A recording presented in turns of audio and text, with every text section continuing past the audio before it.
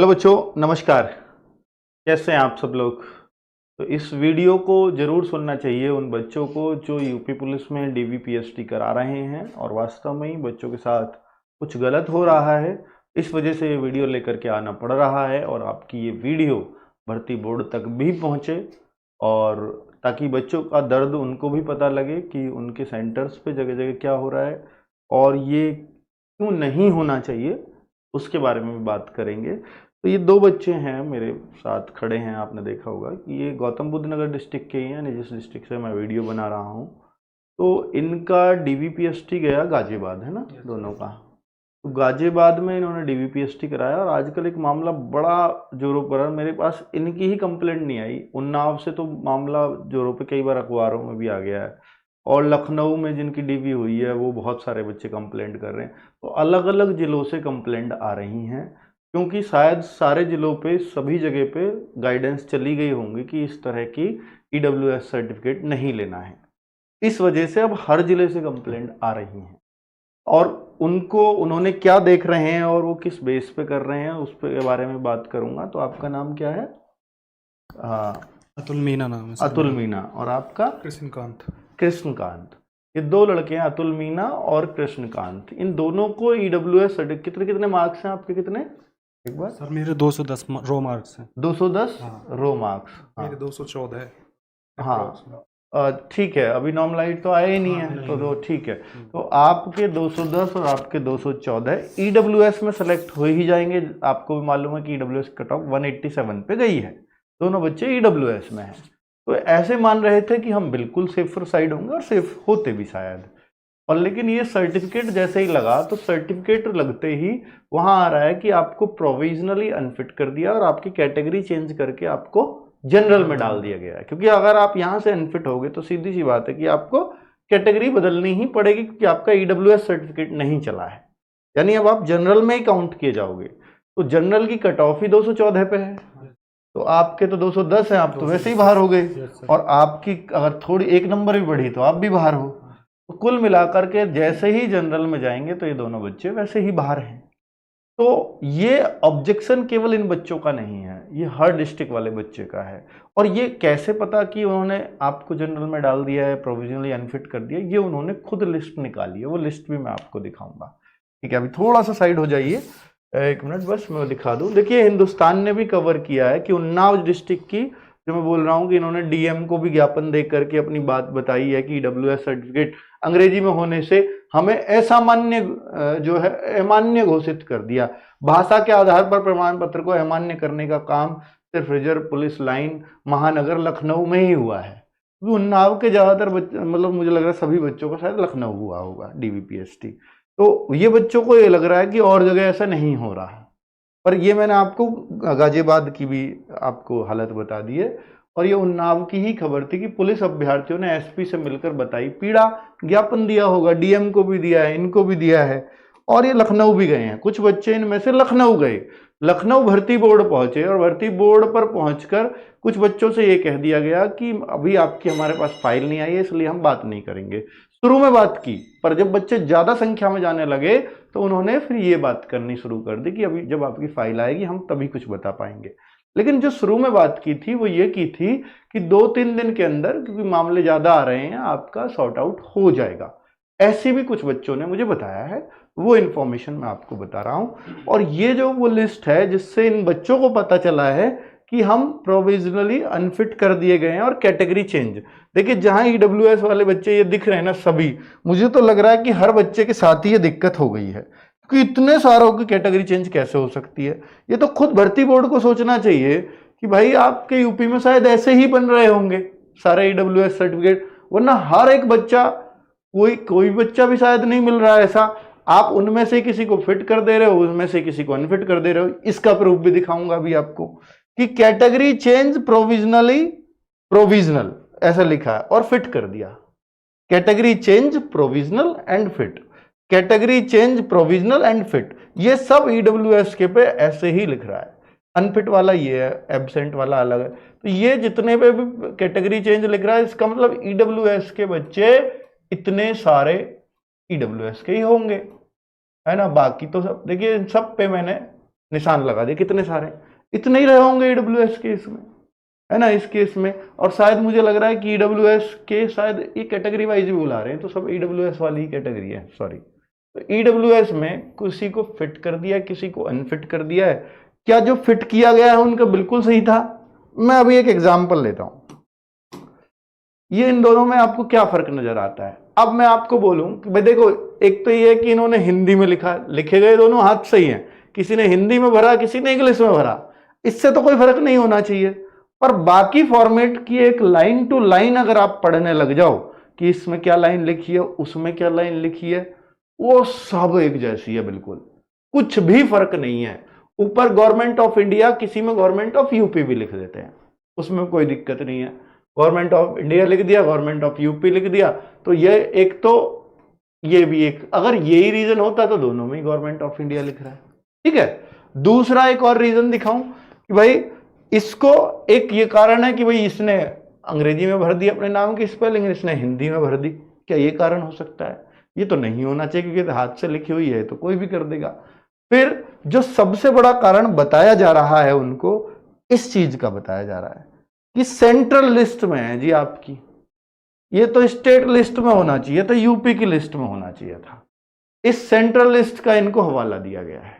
अब आप मुझे बताओ किसका है ये, आप में से? हाँ, आपका है, कृष्णकांत का है ये।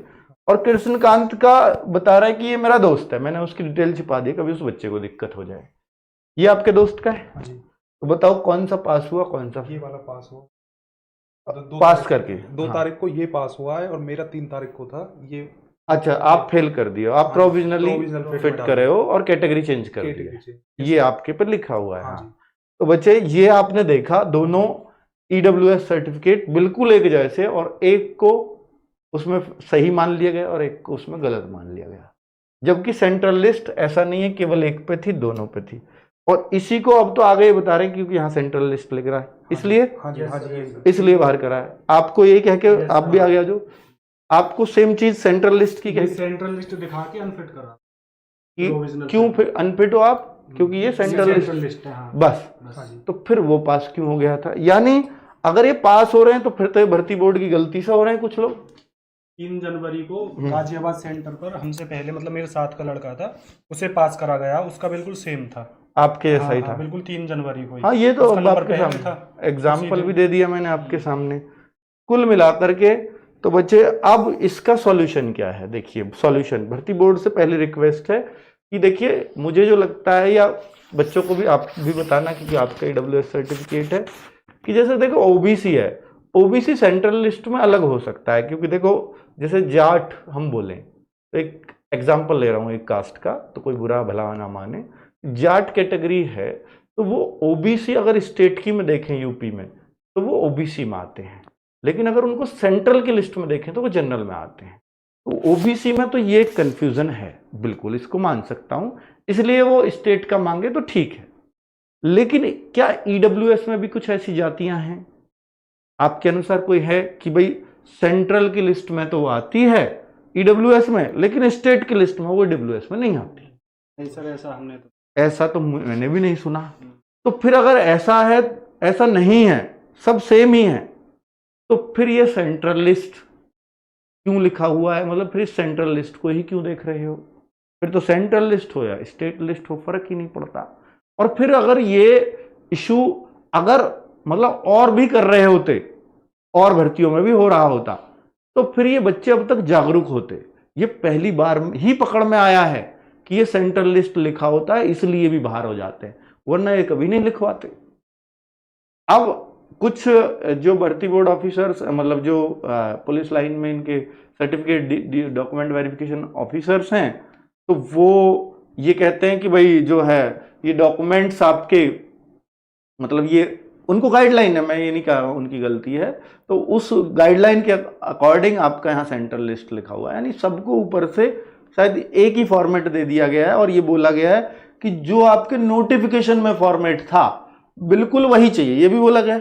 नहीं, उन्होंने तो हमसे ऐसा नहीं बोला, हाँ, पर एक कहीं और से भी सुनने में आया है कि नोटिफिकेशन वाला ही फॉर्मेट चाहिए एग्जैक्ट। तो भाई अब वो कैसे लाएंगे ये बच्चे? क्योंकि तहसील में तो सीधी सी बात है कि तहसील में तो वो लोग ये कहते हैं भाई हमारे यहाँ तो ऐसा ही बनता है।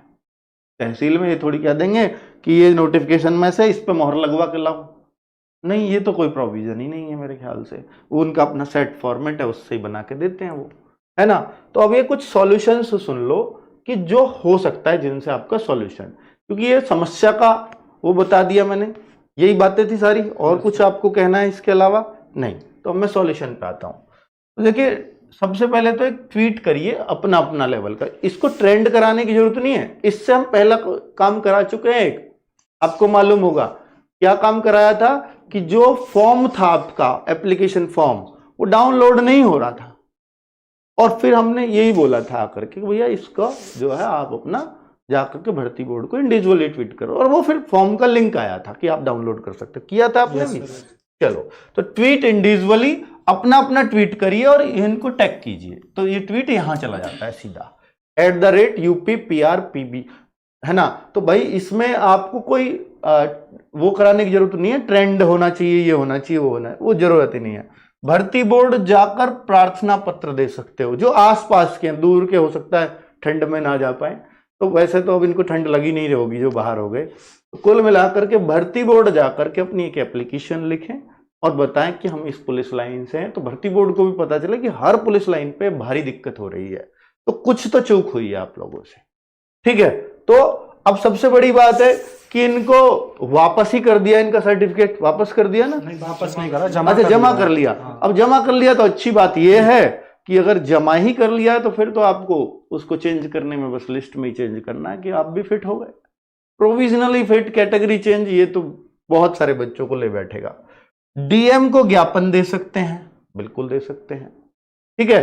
तो डीएम को अपने जिले में, भाई आप लखनऊ तक नहीं जा सकते, पर अपनी समस्या को लिख करके डीएम साहब को दे दीजिए। हर जिले के जो डीएम है वो आगे फॉरवर्ड करेंगे, तो जाहिर सी बात है कि पता लगेगा हर जिले में समस्या आ रही है। तो कुछ बड़ी समस्या हो सकती है, तो हो सकता है मुख्य सचिव साहब एक्शन लें, ठीक है। डीएम को ज्ञापन देने का मतलब ये है। भर्ती बोर्ड के नंबर पर कॉल कर सकते हैं, ताकि उनको भी बताओ कि मेरे जिले में मैं यहां करवा रहा था, तो बच्चों उनको भी पता लगे कि ये हर जिले की समस्या है। क्योंकि जब समस्या बड़ी होती है तो एक्शंस होते हैं और फिर उनके सॉल्यूशंस भी ढूंढे जाते हैं, क्योंकि इतने सारे बच्चे गलत नहीं हो सकते। और फिर अगर आपने किसी को फिट भी किया है तो वो फिट भी गलत है, फिर तो सभी अनफिट है ना। एक जैसा ही बन रहा था, मैंने अभी आपको दिखाया, एक फिट है एक अनफिट है ना। तो कुल मिलाकर के ये कुछ बातें थी जो थोड़ी सी गड़बड़ चल रही है डीबीपीएसटी में। ईडब्ल्यूएस कैटेगरी वाले बच्चे बहुत परेशान हैं। भर्ती बोर्ड इस पर हाथ जोड़कर रिक्वेस्ट है बच्चों की तरफ से कि इस पर संज्ञान ले और इन बच्चों की समस्याएं सॉल्व की जाए। थैंक यू, नमस्कार।